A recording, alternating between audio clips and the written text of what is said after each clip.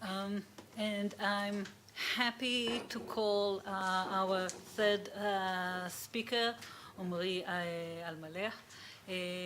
Omri, I'm very happy to say also in this audience to tell everyone that you received last week an award from the Israeli Association for Middle Eastern and Islamic Studies. I hope this will be only the first among many. And please come and present your paper about the triple frontier Argentina-Brazil-Paraguay.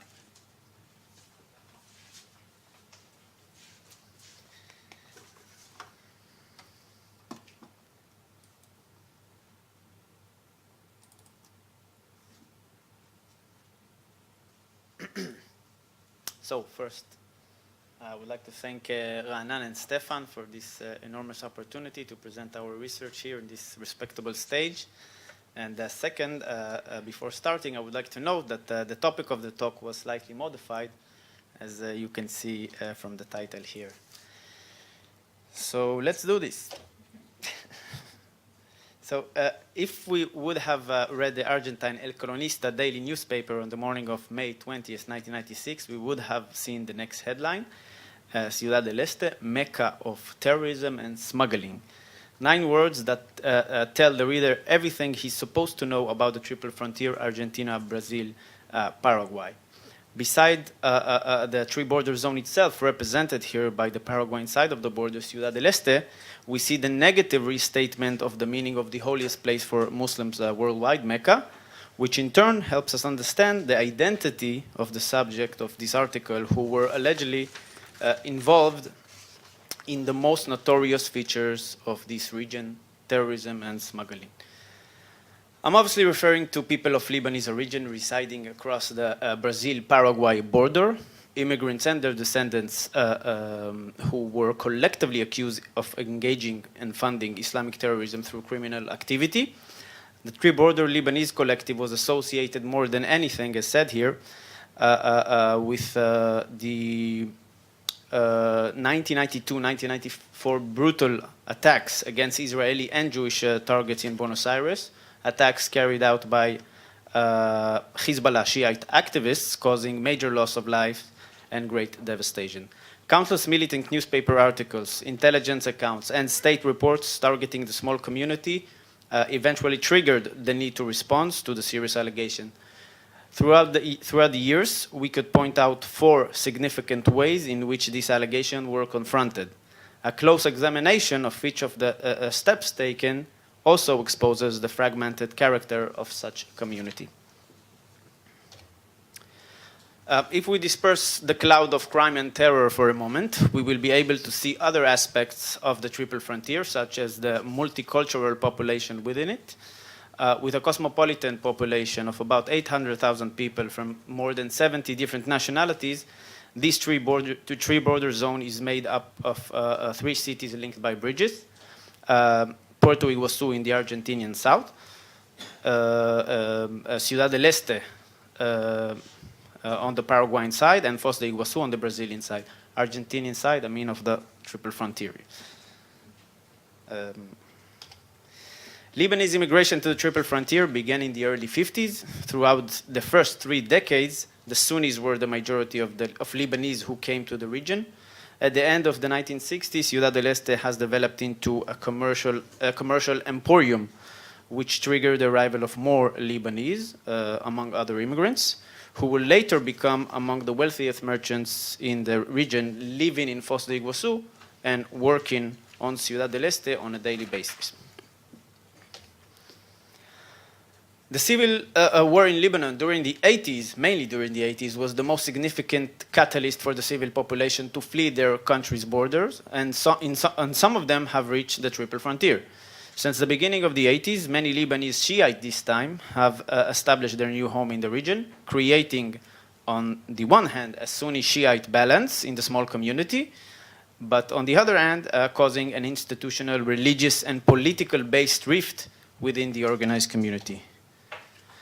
Since the early 90s to this very day, the Lebanese collective in the Triple Frontier had to face two fronts.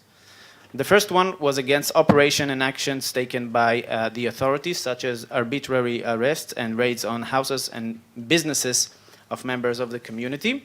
The second front was against a fiercer opponent, the media, which raised theories and conspiracies that cast doubt on their economic, political, and civil loyalties. In this manner, it seems that as things got serious, the need to respond arose. The counter-reaction included four strategies implemented in 4 levels: individual, regional, municipal, and intellectual. Each of the steps taken that will be presented shortly show that while among individual members of the community we see solidarity and brotherhood, the organized community institutions failed to overcome religious and homeland political differences in order to mobilize together to fight for their reputation. So the first course of action was carried out by individuals within the community who wanted to make their voices heard. In the eyes of many of them, media and intelligence services collectively placed on their narrow shoulders a set of crimes that they didn't commit, the attacks in Buenos Aires. In some of the articles and report published after the attacks, one could hear the muffled voice of some prominent figures in the Lebanese community expressing their own point of view and solidarity with their countrymen. Muhammad Barakat, the son of the first Lebanese to reach the Triple Frontier, said, open quote, "If there are any suspects here at the border, the Argentine government must publish the list of wanted terrorists. We cannot accept that the authorities underestimate decent family members and honest businessmen kidnapped by Argentina." End of quote. In one occasion, the Sunni-born Barakat, a council member in the municipality of Foz do Iguaçu, expressed solidarity as he crossed the Amistad Bridge to Ciudad del Este in order to stand aside a Shiite religious leader who was accused in engaging terrorism. Ali Rahal, the first Lebanese to set up a business in Ciudad del Este in the 60s, responded to the claim that the attackers departed from the Triple Frontier, attackers of the army and the embassy. He said, "We know each other. We all came from the same small towns in the Bekaa Valley in Lebanon, and we are all relatives, friends, and acquaintances." Hussein Taijen, who founded the Chamber of Commerce in Ciudad del Este, in the Paraguayan side, as a Sunni Muslim, supported his fellow Shiites after the attacks by stating that we must, open quote, "we must remember that Hezbollah is a political Shiite party in Lebanon struggling to liberate its land, just as the Argentines are fighting for the Falklands," end of quote. Fuad Fakia, the former president of the Chamber of Commerce of Foz do Iguaçu in the Brazilian side, also from Sunni background, said that within the community there are supporters of Hezbollah. But at the same time, he said, open quote, "supporting Hezbollah doesn't mean you're an activist. We have to differentiate between the two," end of quote. Beyond that, in 2003, Fakia donated $150 for a campaign against the defamation of the Lebanese community, something that the organized community has never done so far. If by September 10th, 2001, the targeting of people of Lebanese origin in the Triple Frontier remained largely within the confines of South America, the September 11 deadly event internationalized the Triple Frontier, making it indeed, quote unquote, the Mecca of terrorism. From this moment on, things have gone worse dramatically, with an endless flow of articles on the BBC, the Washington Times, the Washington Post, Miami Herald, CNN, and many more, adding another battlefront to President Bush's famous war on terror. After a month of an intensive one-dimensional coverage by the American media, the situation seems to have reached to a certain peak, raising the need to respond more significantly than condemnation and interviews in the media. Therefore, the second course of action was to establish a movement called Peace Without Frontiers, which set itself the goal of fighting for the good reputation of the Triple Frontier. On November 11th, 2001, the Peace Without Frontiers movement held a large event of 45,000 participants. The event began with the hymns of the three countries. Afterwards, 72 representatives of ethnic and religious groups living in the area, together with state officials, entered the stage. Most of the speeches denied the accusation of the United States as they tried to present the Muslim immigrants and their descendants as an inseparable part of the region. The Peace Without Frontier movement had nothing to do with and was not driven by the organized community, nor by its leadership. The founders were Brazilians, Paraguayans, and Argentinians of diverse background, as they all sought to stand alongside the Muslim community. In this sense, Peace Without Frontiers is an interesting case study that actually highlights the lack of initiative and unity within the organized community, lack of unity which stems from political and religious disputes. It seems that these disagreements also spilled outside of the communal borders into the movement's leadership, as Shiites Muslims were not present at the leadership's movement. Some of the Shiites complained that they only had to provide physical labor and were not welcome in the movement's upper scales. Yep. On November 8th, 2001, CNN released a news report titled "Terrorists Find Haven in South America," warning that unidentified sources told CNN that the three-border region was being used as a refuge and a supply base for terrorists. Exactly 1 year later, CNN broadcasted a new storyline, alleged the existence of a terrorist summit meeting in Ciudad del Este. It also got to Israel, as you see right over here. In response, local newspapers considered the CNN news reports as verbal terrorism against both the Arabs and the triple border region. The unfounded reports led to the third course of action, which was through the Foz de Iguaçu municipality. The mayor of Foz de Iguaçu, Samis da Silva, published an article in which he condemned what he called CNN terrorism. Mayor Samis decided to go even further and asked the municipality's prosecutor to file a lawsuit against CNN. On the Paraguayan side, they saw what was going on and announced that the Ciudad del Este City Council also threatened to sue anyone who would blacken its face.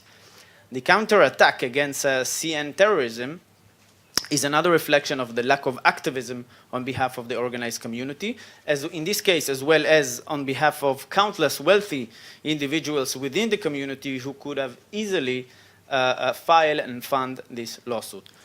Although the Lebanese collective was the subject of this report, it seemed that their main contribution in the lawsuit effort was no more than to reaffirm their negative experiences in the trial as witnesses. According to the Veja newspaper in Brazil, Osama bin Laden, the most wanted man on the face of the earth back then, visited the Muslim community in Foz de Iguaçu and even conducted a prayer at the local mosque.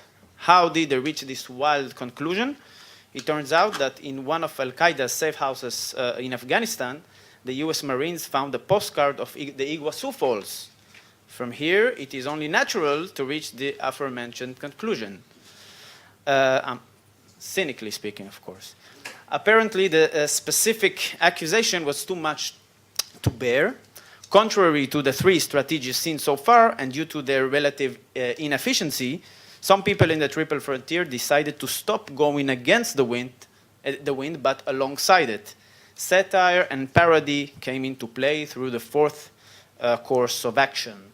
Roger Bonato, the chief editor of A Gazeta local newspaper, gathered a few businessmen, advertising people, and journalists, all non-Muslims, in order to fight back in the name of the Muslim community using humor.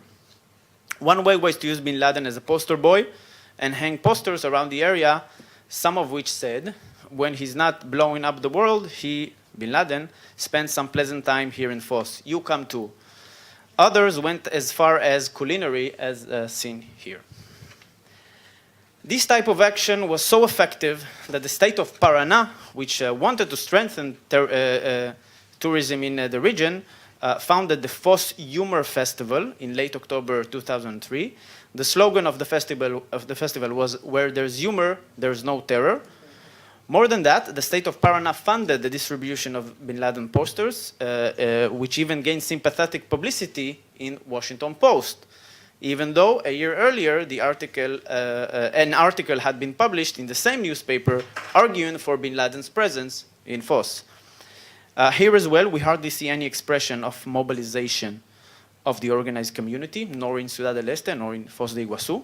On the contrary, communal institutions of the Lebanese community were against, some of them were against using parody and humor in such serious manner.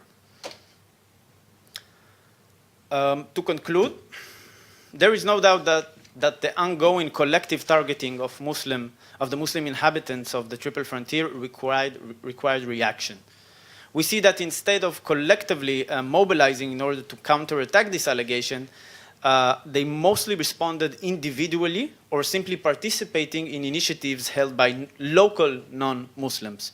In this sense, the ones who actively stood against the vilification of the Muslim community were not those who stood directly against the crossfire, but those who indirectly affected by it.